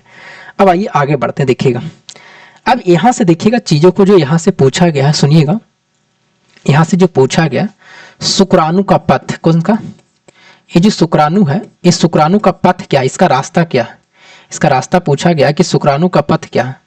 शुक्राणु का पथ मतलब इसका रास्ता कैसे कैसे होता। तो सबसे पहले बताइए कि इसका जो रास्ता है कहाँ से शुरू होगा, ये कहाँ से बनेगा बताइएगा, अभी हम आपको बताए हैं। तो सबसे पहले अगर हम बात करें शुक्राणु का जो पथ की बात करें, अभी हम आपको बताए थे शुक्राणु का जो पथ होगा सबसे पहले मानव में जो अगर हम बात करें तो सबसे पहले ये कहाँ पर होगा बताइए, बोलिएगा सबसे पहले कहाँ पर होगा, टेस्टिस में। कहाँ पर, ये पूछा गया सबसे पहले टेस्टिस। टेस्टिस का मतलब कौन सा, ब्रीसन। कौन सा, ब्रीसन। ये ब्रीसन के बाद में कहाँ जाएगा, वास डिफरेंस। कौन सा, वास डिफरेंस। कौन सा, वास डिफरेंस। अच्छा ये वास डिफरेंस किसको कहते हैं, हम बताते हैं वास डिफरेंस। वास डिफरेंस के बाद में यूरेथ्रा। कौन सा, यूरेथ्रा। कौन सा, यूरेथ्रा। और यूरेथ्रा के बाद में कौन सा, यूरेथ्रा के बाद में कौन सा, यूरेथ्रा के बाद में कौन सा, यूरेथ्रा के बाद में कौन सा, सीसन। कौन सा, सीसन। कौन सा, सीसन। देखिएगा सुनिएगा, वास डिफरेंस की बात करें तो जो वास डिफरेंस है ना, देखिएगा यहाँ पर ये वास डिफरेंस है, देखिएगा इसको बोलते हैं वास डिफरेंस। कौन सा, ये जो आपको वास डिफरेंस है, कौन सा, वास डिफरेंस, यहाँ पर लिख लीजिएगा वास डिफरेंस। अब देखिए तो इसका रास्ता कहाँ से होगा, शुक्र। बताइएगा स्पर्म का जो रास्ता है वो कहाँ से कहाँ, पहले पहले ब्रीसन में उत्पन्न होगा, ब्रीसन में उत्पन्न होने के बाद में शुक्र वाहिनी लिखेगा या शुक्र वाहिका या वास डिफरेंस लिखेगा। इसके बाद में कहाँ पर चला गया, तो इसके बाद में यूरेथ्रा में चला गया और यूरेथ्रा से कहाँ पर, सीसन में बाहर आ गया। तो ये चीजें देख रहे हैं ना रास्ता कैसे कैसे है जो, और ये रास्ता आपसे पूछा गया, ठीक ना, इसलिए हम आपको यहाँ पर दे रहे हैं, ठीक ना। ये VVI कर लीजिएगा, ठीक है, ये चीजें यहाँ पर VVI कर लीजिएगा, शुक्राणु का एग्जाम में पूछा गया, ठीक है, ये VVI कर लीजिएगा, ठीक है। शुक्राणु का पथ, testis, ब्रीसन, vas deferens, urethra, urethra का कौन सा, मूत्र मार्ग हो गया, और सीसन। कौन सा, सीसन है, इसको बोलते हैं पेनिस। कौन सा, पेनिस कहते हैं इंग्लिश में। कौन सा, पेनिस कहते हैं। वास डिफरेंस कौन सा, इसको वास डिफरेंस कौन सा, शुक्रवाहिका। कौन सा, शुक्रवाहिका। कौन सा, शुक्रवाहिका। देखिएगा यहाँ पर कौन सा, शुक्रवाहिनी या शुक्रवाहिका या वास डिफरेंस कहता है, ठीक है। अब आइए आगे चलते, देखिएगा अगला है कौन सा, प्रोटेस्ट ग्रंथि लिख लीजिए। कौन सा, ये जो प्रोटेस्ट ग्रंथि है अगर हम बात करें, यहाँ पर प्रोटेस्ट ग्रंथि लिखिएगा, प्रोटेस्ट ग्रंथि इसके बारे में लिखिएगा, लिखिएगा यहाँ पर लिखिएगा, लिखिएगा यह एक क्षारीय तरल पदार्थ का निर्माण करता है, यह एक क्षारीय तरल पदार्थ का निर्माण करता है, यह एक क्षारल तरीय पदार्थ का निर्माण करता है, यह एक क्षारीय तरल पदार्थ का निर्माण करता है जो शुक्राणु को पोषण प्रदान करता है, शुक्राणु को पोषण प्रदान करता है, शुक्राणु को पोषण प्रदान करता है, जो जीवित रहने में मदद करता है, जो जीवित रहने में मदद करता है, जो जीवित रहने में मदद करता है, जो जीवित रहने में मदद करता है। अब आइए सवालों पे हम चलते हैं, सवालों पे चलेंगे और देखिएगा सवालों पे आने के बाद में अब आपको क्या है कि चीज़ें, अब आपको जितने भी सारे चीज़ बताए हैं ये सब सवालों से क्लियर होंगी, और जितने पीछे भी पढ़े वो भी सवाल आएगा, उसको भी ध्यान में रखना है, ठीक ना। और कल चलेंगे कौन सा, मादा वाला में। कौन सा, मादा वाला में। और मादा वाला में चलने के बाद में फिर हम लोग कहाँ चलेंगे, तो फिर चलेंगे हम लोग मादा के बाद में कहाँ पर चलेंगे, फिर हम लोग चलेंगे कहाँ पर, अगले चैप्टर में चले जाएंगे, ठीक ना, कहाँ पर, अगले चैप्टर में चले जाएंगे। अब आइए सवालों पे चलते हैं, ठीक है। देखिए चलिए सवालों पे चलते हैं, और सवाल पीछे वाला भी सवाल आएगा, चीजों को आप बनाइएगा, और कल चैप्टर ही समाप्त हो जाएगा, जो आपका जनन चैप्टर है जो समाप्त हो जाएगा कल। मादा के बारे में, महिला के बारे में पढ़ेंगे, देखिएगा। अच्छा देखिए ये चीजें क्या है ना कि ये चीजें आपको कल भी बताया जाएगा, चीजों को जब महिला वाला में बताएंगे ना तो कुछ सवाल आपको आएंगे, लेकिन चीजों को हैंडल करिएगा भी। देखिएगा अभी ये महिला वाला है, कौन सा, महिला का पार्ट से है। निम्नलिखित में कौन सा विकल्प उनकी कार्य प्रणाली के अनुसार सही युग्मित करता है। देखिएगा सही मतलब कंडोम है जो यांत्रिक प्रतिरोधक करता है, तो ये चीजें हम कल बताएंगे, आज नहीं बताएंगे लेकिन कल बताएंगे। ये चीजें सही है, कंडोम यांत्रिक प्रतिरोधक करता है, ठीक ना। कंडोम जो होता है यांत्रिक प्रतिरोधक करता है, हम आपको बताएंगे। चीजों को आपको गर्भधारण को रोकने के लिए महिला अगर चाहती कि हम गर्भधारण नहीं करवाना अभी, तो वो चीजें कंडोम लगा करके किया जाता है, पुरुष अपने कंडोम लगाता है, ठीक है। गर्भ निरोधक गोलियां गर्भाशय युक्ति है नहीं, ये गर्भ निरोधक जो गोलियां है ना गर्भाशय युक्ति नहीं है। गर्भाशय युक्ति का मतलब गर्भाशय हो जाएगा, गर्भ बच्चा पैदा करने के लिए हो जाएगा, तो वो चीजें नहीं है, गर्भाशय युक्ति नहीं है, गर्भाशय युक्ति नहीं है कौन सा गर्भ निरोधक गोलियां, ठीक ना। कॉपर टी हार्मोन संतुलन है नहीं, ये भी चीजें क्या है गलत है, कॉपर टी सब सारा चीज कल बताएंगे। नलिका उच्छेदन रासायनिक प्रतिरोधक है, ये भी नहीं है, ये चीजें क्या ये भी गलत है, ठीक ना। ये सब सारा चीज गलत बारे में लिखा हुआ। हाँ ये लिखा गर्भाशय युक्ति नहीं है तब चीजें सही होता, तो ये चीजें आप दिमाग लगा सकते हैं। आइए आगे, बाकी इसको हम कल बताएगा हम आपको, देखिएगा। इसको मिलाना है, कह रहा कि अंडाशय जो है ये मादा युग्मक निर्माण करता है। अंडाशय कौन सा मादा युग्मक है, अब तो आप जान रहे हैं। अंडवाहिनी है, तो अंडवाहिनी की बात करें कौन सा, तो अंडवाहिनी निषेचन का काम होता है।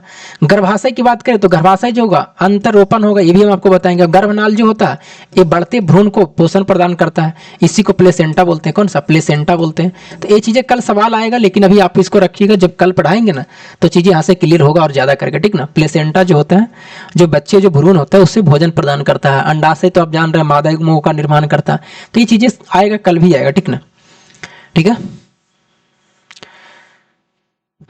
चलिए यहां पर देखिएगा, निषेचन के बाद में बीजांड विकसित होकर निम्नलिखित में से किस प्रकार से परिवर्तित होता है। अब जाइए बीजांड कहां बनेगा, बीज में बनेगा। अंडाशय कहां बनता है, फल बनता है। चीजों को टाइम नहीं देंगे, इसमें चलिए आगे बढ़ते हैं। मां के रक्त से भ्रूण को पोषण निम्नलिखित में किससे सहायता प्रदान करती होता है, प्लेसेंटा। प्लेसेंटा को ही बोलते कौन सा, अपरा करके, कौन सा अपरा करके, देखिएगा अपरा प्लेसेंटा लिखा है ना जो अभी सवाल था, ठीक है। आगे चलिए, अलैंगिक जनन में का निर्माण नहीं होता। अलैंगिक जनन में किसका, प्रजनन में किसका निर्माण नहीं होता, बीजाणु का होता है, पत्तियों का भी होता है, कलियों का होता है, युग्म जायगोट नहीं बनता। ये चीजें हम आपको डायरेक्ट बताए हैं, जायगोट नहीं बनता, ठीक है। चलिए ये जो पढ़े हैं उसके लिए ठीक ठाक है, जो नहीं पढ़े हैं उसको तो अगर बुझा रहा होगा तो ठीक, नहीं बुझा रहा कोई बात। निम्नलिखित में से कौन सा निषेचन के बाद तेजी से वृद्धि करता है और पककर फल बनाता है, इसी बीच पखुड़ियां, बाह्यदल, पुंकेसर, वर्तिका, वर्तिका सिकुड़ कर गिर सकता है। तो अंडाशय कौन सा, अंडाशय निषेचन के बाद तेजी से जो वृद्धि करता है अंडाशय फल में बदल जाता है। फल बदलने के बाद में जितने भी सारे हैं फूल की पखुड़ियां, बाह्यदल सब मुरझा के नीचे गिर जाता है, ये सारा चीज हम बताए हैं। निषेचन के लिए कौन सा प्रजनन अंग आवश्यक है, तो इसके लिए निषेचन के लिए कौन सा परागकण चाहिए और कौन सा बीजांड चाहिए। परागकण चाहिए, कौन सा बीजांड चाहिए। निषेचन के लिए, निषेचन के लिए जो प्रजनन अंग है कौन सा चाहिए, परागकण चाहिए, कौन सा बीजांड चाहिए। हम आपको नहीं बताए थे, अगर हम बात करें जैसे इस तरह से करके, अगर हम बात करें इस तरह से हम आपको जो बताए थे ऐसे करके, अगर हम बात करें यहाँ पर देखिएगा इस तरह से अगर ऐसे बात करें तो एक किसका वर्तिकाग्र है, किसका वर्तिकाग्र है, इस वर्तिकाग्र से, और यहाँ कौन सा बीजांड रहता है, कौन सा बीजांड रहता है, अंदर में बीजांड रहता है, अंडाशय वगैरह इसी पर होता है। ये चीजें कौन सा, अगर यहाँ पर बात करें तो देखिएगा यहाँ पर जो होता है इस तरह से करके जो यहाँ पर होता है इस तरह, एक किसका पुरुष वाला है, पुरुष वाला। यहाँ से परागकण आता है, कौन सा, यहाँ से परागकण आया, ये परागकण कहाँ जाता है, वर्तिकाग्र तक जाता है। ये परागकण गया कहाँ से, परागकोश से, ये निषेचन होने के बाद में नली के माध्यम से नीचे आता है, यहाँ पर आता है। तो ये चीजें परागकण किसका, तो ये प्रजनन होता है, ठीक है। ये सब सारा चीज हम आपको बताएं, ठीक है। निषेचन के बाद बीजांड विकसित होकर निम्नलिखित में से किस परिवर्तित होता है, बीजांड कहाँ बदलेगा, बीज में बदलेगा, ठीक है, कोई दिक्कत। अरे बीजांड कहाँ बदलेगा, बीज में। आगे बढ़े, चलिए। पुष्प का कौन सा भाग वृद्धि करता है और परिपक्व होकर फल बन जाता है, तो बताइए कौन सा, अंडाशय होगा, कौन सा अंडाशय होगा, ऑप्शन नंबर कौन सा, ए होगा, ठीक है। दिए गए विकल्पों में से द्विलिंगी फूल का चयन करिए, बताइए द्विलिंगी कौन सा होगा। हम आपको बताए थे कौन सा, कि पपीता कौन सा है, एक लिंगी है, कौन सा एक लिंगी है। कद्दू कौन सा है, एक लिंगी है, कौन सा एक लिंगी है। सरसों क्या है, द्विलिंगी है। तरबूज क्या है, एक लिंगी है, ठीक ना, कौन सा एक लिंगी है, ठीक है, एक लिंगी है। सारा हम बताए थे, ठीक ना, कोई दिक्कत नहीं ना, तो कहिएगा नहीं सर कोई दिक्कत नहीं है, सब सारा चीज हम आपको क्लियर किए थे। एक लिंगी, द्विलिंगी। एक लिंगी में क्या होगा, एक लिंगी में क्या होगा, इसमें दो फूल होंगे, कौन सा, दो फूल होंगे, और दो फूल में क्या होगा, पर परागन होगा, कौन सा पर परागन की क्रिया होगा, कौन सा पर परागन की क्रिया होगी दो फूल में, ठीक है। और किसके माध्यम से पर परागन होगा इसमें, तो इसमें हवा के माध्यम होगा, जल के माध्यम होगा, पक्षी के माध्यम से होगा, हाथी के माध्यम से होगा। ये सब चीजें समझ में आ रहा होगा आपको, ठीक है। चलिए आगे बढ़ते हैं। उत्तक पौधों को कठोर एवं मजबूत बनाता है तथा पौधे के भागों को मजबूती प्रदान करता है। ये हमको आगे आएगा, अभी नहीं आएगा, ठीक नहीं। ये स्क्लेर कायमा है, ये जो पढ़ेंगे ना तो वो आगे आएगा, इसमें नहीं आएगा अभी। ये चीजें 9th क्लास का जब पढ़ाएंगे ना तो उसमें आएगा, कोशिका के बारे में, ठीक है। निम्नलिखित में से किस एक के अलावा सभी लैंगिक परिपक्वता के संकेत है? अब बताइए, ये भी पढ़े कि नहीं पढ़े? अब बताइए। सेक्सुअल मैच्योरेशन है लिखा हुआ। बालों को विकास के विभिन्न पैटर्न, ये भी है। लैंगिक, सभी लैंगिक का संकेत है। कौन सा? निम्नलिखित में से किसके अलावा, अलावा पूछ रहा है, किसके अलावा? बालों के विकास के विभिन्न पैटर्न, ये भी है। लड़कियों के लगभग इसी समय मासिक धर्म, ये भी है। स्तन या लिंग का आकार, ये भी है। ये चीजें नहीं है। आंखों का रंग नीला होना और नाखून का बढ़ना, ये दोनों नहीं है। नाखून का वृद्धि होना, ये दोनों नहीं है, ठीक ना। तो इस चीजों को आपको क्या करना है, ध्यान रखना, नाखों का वृद्धि ना, ठीक है।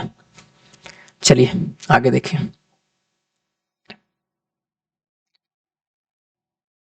पौधे की जड़ें हमेशा नीचे की ओर बढ़ती है, जबकि अंकुरन समानता ऊपर की ओर जमीन से दूरी बढ़ते, टहनियों के ऊपर और नीचे की ओर होने वाली वृद्धि, ये सब तो बताएं। गुरुत्वानुवर्तन, ठीक ना। ये तो चीजें हम आपको बताएं, पहले का ही सवाल है, ये बहुत पहले का, ये बता चुके थे, ठीक ना। सही कथन का चयन कीजिए। अंडाशय द्वारा प्रति माह अनेक अंडों का उत्पादन होता है। जब एक लड़की का जन्म होता है तो अंडाशयों के पहले से हजारों परिपक्व अंडे होते हैं। ये चीजें कल बताएंगे, ठीक ना। ये चीजें कल आएगा, आज नहीं आएगा, कल आएगा, ठीक ना। ये चीजें कल आएगा, ठीक है। ये चीजें कल आएगा। अंडाशयों के द्वारा नियंत्रित कार्य से संबंधित सही विकल्प का चयन कीजिए। अब बताइए, अंडाशयों से द्वारा नियंत्रित कार्य से संबंधित तो कौन सा होगा? मासिक धर्म होगा। कौन सा? इसका मासिक धर्म होगा। ये सब पीयूष ग्रंथि कहां से आएगा इसमें भाऊ? सभी अंगों का विकास उद्दीपित करता नहीं। मासिक धर्म कौन सा? मासिक धर्म होगा। उपापचय को नियंत्रित थोड़ा करेगा। ब्रायोफिल्म क्या है? जो पत्ती होता है, ये पत्ती गिर करके, ब्रायोफिल्म का मिट्टी में गिर करके क्या करता है? तो ये चीजें पत्तियों का कोर विकसित हुए कलियों द्वारा, ये कलियों द्वारा होता है। किसको? कलियों के द्वारा होता है, कलियों के द्वारा, ठीक ना। कलियों के द्वारा, कलियों 3 माध्यम से होता है।